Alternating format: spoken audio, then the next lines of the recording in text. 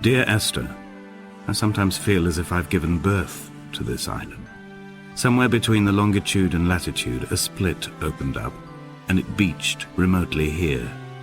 No matter how hard I correlate, it remains a singularity, an alpha point in my life that refuses all hypothesis. I return each time leaving fresh markers that I hope, in the full glare of my hopelessness, will have blossomed into fresh insight in the interim.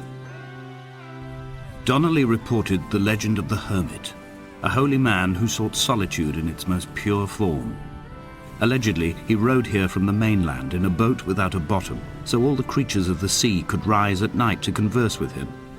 How disappointed he must have been with their chatter.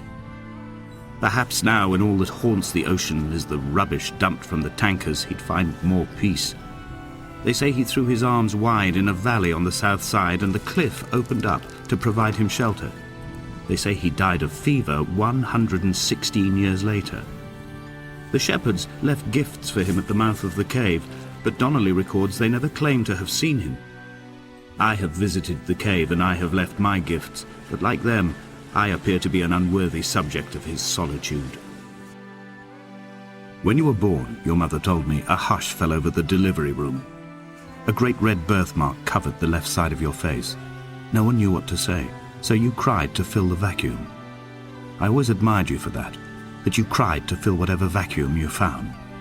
I began to manufacture vacuums just to enable you to deploy your talent. The birthmark faded by the time you were 6 and had gone completely by the time we met, but your fascination with the empty and its cure remained.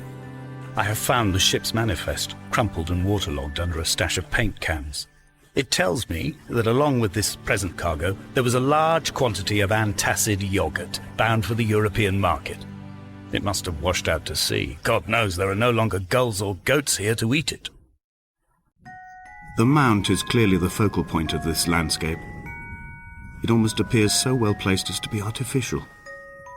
I find myself easily slipping into the delusional state of ascribing purpose, deliberate motive to everything here. Was this island formed during the moment of impact? When we were torn loose from our moorings, and the seatbelts cut motorway lanes into our chests and shoulders, did it first break surface then? When someone had died or was dying, or was so ill they gave up what little hope they could sacrifice, they cut parallel lines into the cliff, exposing the white chalk beneath. You could see them from the mainland or the fishing boats, and know to send aid or impose a cordon of protection, and wait a generation until whatever pestilence stalked the cliff paths died along with its hosts. My lines are just for this, to keep any would-be rescuers at bay. The infection is not simply of the flesh. They were God-fearing people, those shepherds. There was no love in the relationship. Donnelly tells me that they had one Bible that was passed around in strict rotation. It was stolen by a visiting monk in 1776, 2 years before the island was abandoned altogether. In the interim, I wonder, did they assign chapter and verse to the stones and grasses, marking the geography with a superimposed significance that they could actually walk the Bible and inhabit its contradictions? Dear Esther, I met Paul. I made my own little pilgrimage. My Damascus, a small semi-detached on the outskirts of Wolverhampton. We drank coffee in his kitchen and tried to connect to one another. Although he knew I hadn't come in search of an apology, reason or retribution, he still spiraled in panic, thrown high and lucid by his own dented bonnet. Responsibility had made him old. Like us, he'd already passed beyond any conceivable boundary of life. I find myself increasingly unable to find that point where the hermit ends and Paul and I begin. We are woven into a sodden blanket, stuffed into the bottom of a boat to stop the leak and hold back the ocean. My neck aches from staring up at the aerial. It mirrors the dull throb in my gut where I am sure I've begun to form another stone. In my dreams, it forms into a perfect representation of Lot's wife, head over her shoulder, staring along the motorway at the approaching traffic in a vacuum of fatalistic calm. I've become convinced I am not alone here, even though I am equally sure it is simply a delusion brought upon by circumstance. I do not, for instance, remember where I found the candles, or why I took it upon myself to light such a strange pathway. Perhaps it is only for those who are bound to follow. Dear Esther, I have now driven the stretch of the M5 between Exeter and Bristol over 21 times. But although I have all the reports and all the witnesses, and have cross-referenced them within a millimetre using my Ordnance Survey maps, I simply cannot find the location. You'd think there would be marks to serve as some evidence. It's somewhere between the turn-off for Sanford and the welcome brake services, but although I can always see it in my rear-view mirror, I have as yet been unable to pull ashore.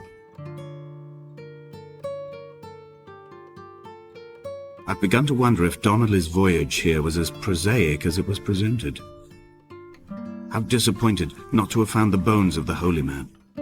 No wonder he hated the inhabitants so.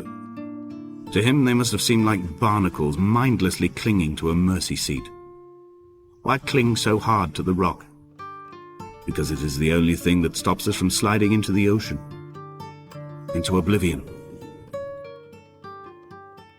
I had kidney stones and you visited me in the hospital. After the operation, when I was still half submerged in anesthetic, your outline and your speech both blurred. Now my stones have grown into an island and made their escape, and you have been rendered opaque by the car of a drunk. I've begun my ascent on the windless slope of the western side. The setting sun was an inflamed eye squeezing shut against the light shone in by the doctors. My neck is aching through constantly craning my head up to track the light of the aerial. I must look downwards, follow the path under the island to a new beginning. The bothy was constructed originally in the early 1700s. By then, shepherding had formalized into a career.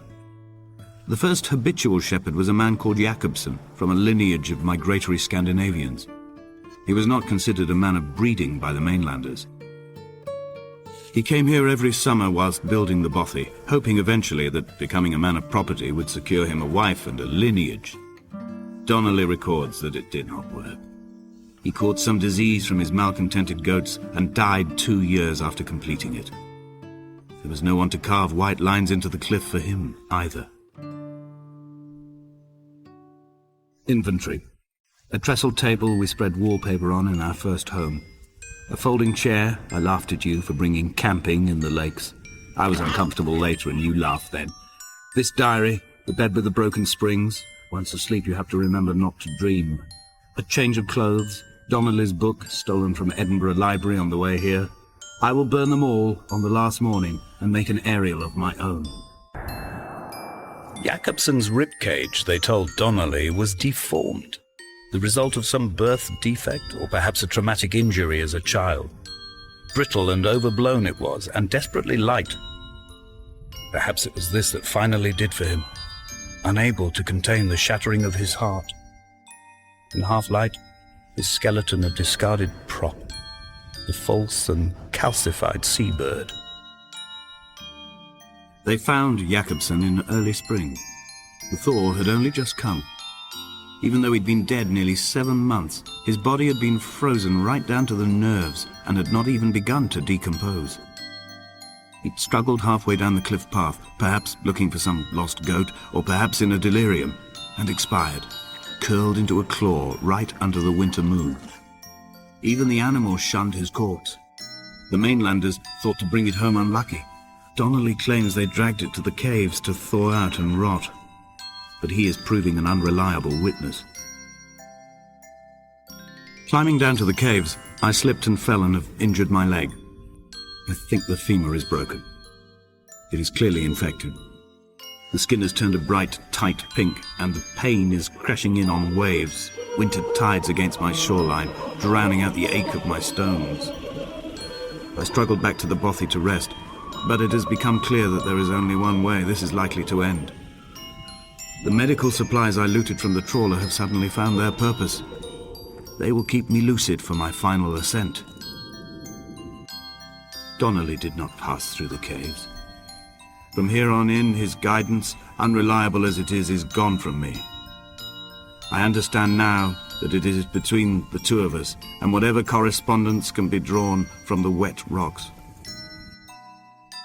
It was as if someone had taken the car and shaken it like a cocktail. The glove compartment had been opened and emptied with the ashtrays and the boot. It made for a crumpled museum, a shattered exhibition. In my final dream, I sat at peace with Jakobsen and watched the moon over the Sandford Junction. Goats grazed on the hard shoulder, the world gone to weed and redemption. He showed me his fever scars, and I mine, between each shoulder the nascency of flight.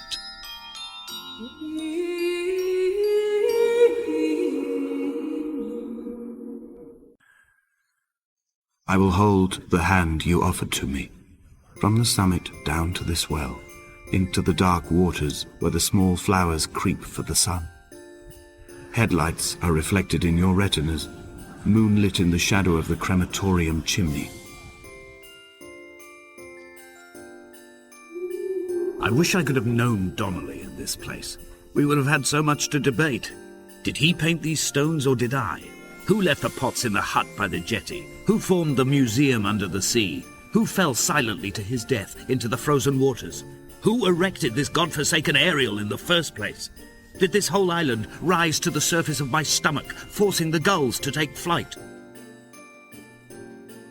I returned home with a pocket full of stolen ash. Half of it fell out of my coat and vanished into the car's upholstery, but the rest I carefully stowed away in a box I kept in a drawer by the side of my bed. It was never intended as a meaningful act, but over the years it became a kind of talisman. I'd sit still, quite still for hours, just holding the diminishing powder in my palm and noting its smoothness. In time, we will all be worn down into granules, washed into the sea and dispersed. There were chemical diagrams on the mug he gave me coffee in, sticky at the handle where his hands shook. He worked for a pharmaceutical company with an office based on the outskirts of Wolverhampton. He'd been travelling back from a sales conference in Exeter, forming a strategic vision for the peddling of antacid yogurt to the European market. You could trace the connections with your finger, join the dots, and whole new compounds would be summoned into activity. From here, I can see my armada. I collected all the letters I'd ever meant to send to you, if I'd have ever made it to the mainland, but had instead collected at the bottom of my rucksack, and I spread them out along the lost beach. Then I took each and every one, and I folded them into boats. I folded you into the creases, and then, as the sun was setting, I set the fleet to sail. Shattered into 21 pieces, I consigned you to the Atlantic, and I sat here until I'd watched all of you sink. I will drag my leg behind me. I will drag it like a crumpled hatchback, tires blown and sparking across the dimming lights of my vision. I'm running out of painkillers and am following the flicker of the moon home. When Paul keeled over dead on the road to Damascus, they restarted his heart with the jump leads from a crumpled hatchback. It took 21 attempts to convince it to wake up. I've begun my voyage in a paper boat without a bottom. I will fly to the moon in it. I've been folded along a crease in time, a weakness in the sheet of life. Now you've settled on the opposite side of the paper to me. I can see your traces in the ink that soaks through the fiber, the pulped vegetation. When we become waterlogged and the cage disintegrates, we will intermingle. When this paper aeroplane leaves the cliff edge and carves parallel vapor trails in the dark, we will come together. If only Donnelly had experienced this, he would have realized he was his own shoreline, as am I. Just as I am becoming this island, so he became his syphilis, retreating into the burning synapses, the stones, the infection. There are headlights reflected in these retinas, too long in the tunnels of my island without a bottom. The sea creatures have risen to the surface, but the gulls are not here to carry them back to their nests. I've become fixed, open and staring, an eye turned on itself. I've become an infected leg whose tracking lines form a perfect map of the junctions of the M5. I will take the exit at mid-thigh and plummet to my Esther. Blind with panic, deaf with the roar of the caged traffic, heart stopped on the road to Damascus, Paul sat at the roadside hunched up like a gull, like a bloody gull. As useless and as doomed as a syphilitic cartographer, a dying goatherd, an infected leg, a kidney stone, blocking the traffic bound for Sanford and Exeter. He was not drunk, Esther. He was not drunk at all. All his roads and his tunnels and his paths led inevitably to this moment of impact. This is not a recorded natural condition. He should not be sat there with his chemicals and his circuit diagrams. He should not be sat there at all. I am the Ariel. In my passing, I will send news to each and every star.